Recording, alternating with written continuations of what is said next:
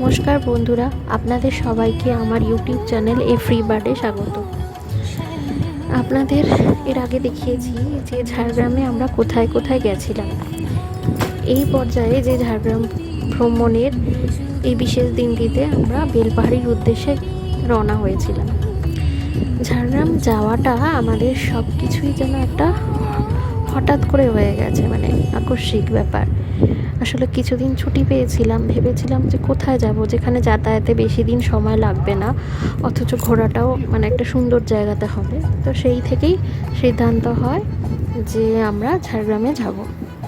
তো এর আগে তো আপনাদের দেখিয়েছি, জানিয়েছি যে ঝাড়গ্রামে আমরা ওয়েস্ট বেঙ্গল ফরেস্ট্রি ডেভেলপমেন্ট কর্পোরেশনের রুম ভাড়া করে অনলাইনে ছিলাম।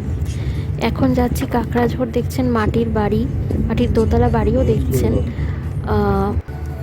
এই কাকড়াঝোড়ে যাওয়ার রাস্তাটা খুবই সুন্দর, গ্রামের মধ্যে দিয়ে মেঠো পথ আর মাটির দুধারে বাড়ি, গ্রামের রাস্তার দুধারে, এবং তার সঙ্গে খেজুর গাছ, আরও নানা রকম গাছ। দূরে সীমানা দেখা যাচ্ছে, পাহাড় বা টিলা যাই বলেন না কেন। আর তার সঙ্গে সংযোজন হয়েছে সবচেয়ে ভালো বৃষ্টি। প্রথমে একটু ভয় পাচ্ছিলাম যে এরকম বৃষ্টি হলে কিভাবে কি ঘুরবো, এত জায়গা ঘোরার আছে, যেমন বেলপাহাড়িতে পাহাড়, ফলস এইসবই ভর্তি এবং সুন্দর জায়গা ঘোরার। কিন্তু তারপর দেখলাম বৃষ্টিটা থেমে গেল, কিন্তু পরিবেশটা খুব সুন্দর হয়ে গেল, ঠান্ডা হয়ে গেল, এবং তার সাথে সবুজ আর সবুজ, মানে গাছগুলোতে জল পড়ে যেন আরও সবুজ হয়ে গেছে। তো যেতে যেতে আমরা ইভেন এমনও দেখেছি যে রাস্তার ধারে গুড় জাল হচ্ছে। খুব ইচ্ছা হচ্ছিল যে নেমে গুড় কিনি, কিন্তু সেটা আর হলো না, যেহেতু টাইমটা খুব সংক্ষিপ্ত ছিল। তো আপনাদের যে এখন ভিউটা দেখাচ্ছি, এটা আমরা আসলে গাড়িতে যাচ্ছিলাম, সেই গাড়ি থেকে এই ভিউটা মানে ভিডিওটা করা হয়েছে। তো একটু হেজি আছে এই জন্য। এবার দেখছেন আমরা নেমে পড়েছি। এটা হচ্ছে কাকড়াঝোড় স্পট, খুবই সুন্দর জায়গা, একটা ঢালু রাস্তা পাহাড়ের কোল দিয়ে।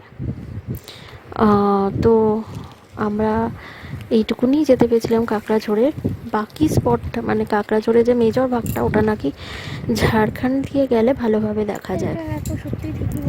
তো আমরা যেহেতু ঝাড়গ্রাম দিয়ে গিয়েছিলাম, তো সেই জন্য আমরা বেশিটা ঘুরতে পারিনি, কিন্তু যেটুকুনি দিয়েছি কাকড়াঝোড়ে খুব ছিমছাম জায়গাটা লেগেছে, ভালো নিরিবিলি।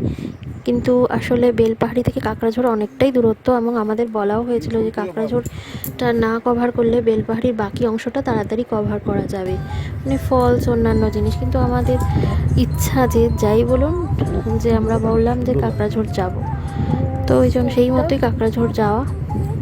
আর এখন ফিরছি কাকড়াঝোড় থেকে। আমাদের এখনও অনেক মানে ম্যাক্সিমাম স্পটই দেখার ইচ্ছা আছে।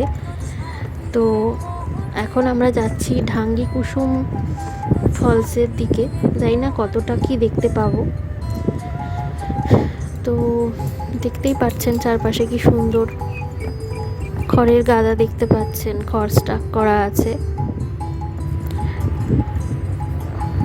আমাদের মাঝে মাঝে এরকম শহরের থেকে বিরতি নিয়ে যদি এইসব গ্রামে মাঝে মাঝে আসা যায়, তো মনটা খুব ভালো হয়ে যায়।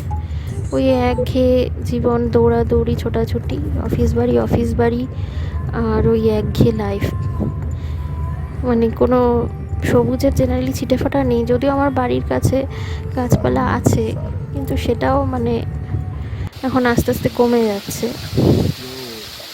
তো এরকম হঠাৎ ছুটি পাওয়াটা, মানে না চাইতে বৃষ্টি বলে না, ওরকম ব্যাপারটাই আর কি। এবার আমরা ঢাঙ্গি কুসুম ফলসে এসে গেছি।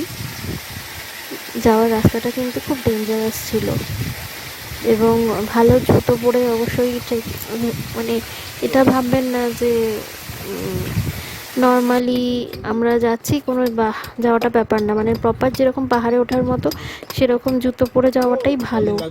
আমাদের তো সেদিন বৃষ্টির জন্য একটুখানি যে জুতো ভিজে যাওয়াতে আমাদের একটু অসুবিধাই হয়েছিল, আমাদের স্টকে জুতো ছিল, সেই ব্যবস্থা করেই আমরা গেছিলাম, তাতে আমাদের হাঁটার একটু অসুবিধা হচ্ছিল। এই যেটা দেখছেন এখানের এই দাদা পাথর খোদাই করে অনেক রকম ধূপকাঠি স্ট্যান্ড, শিবলিঙ্গ এসব বানাচ্ছেন। তো আমরাও আমাদের নিজেদের জন্য এবং কিছু লোককে দেওয়ার জন্য আমাদের আত্মীয় স্বজন বা বন্ধু বান্ধবদের ধূপকাঠি স্ট্যান্ড নিয়েছিলাম। খুবই সুন্দর হাতের কাজ এনাদের। এখন যেটা দেখছেন এটাও খুব ফেমাস ড্যাম। আই থিঙ্ক আপনারা গেস করতে পেরেছেন এটা কি। এটা হচ্ছে খান্ডারানি লেক। এই লেকটিও খুব সুন্দর।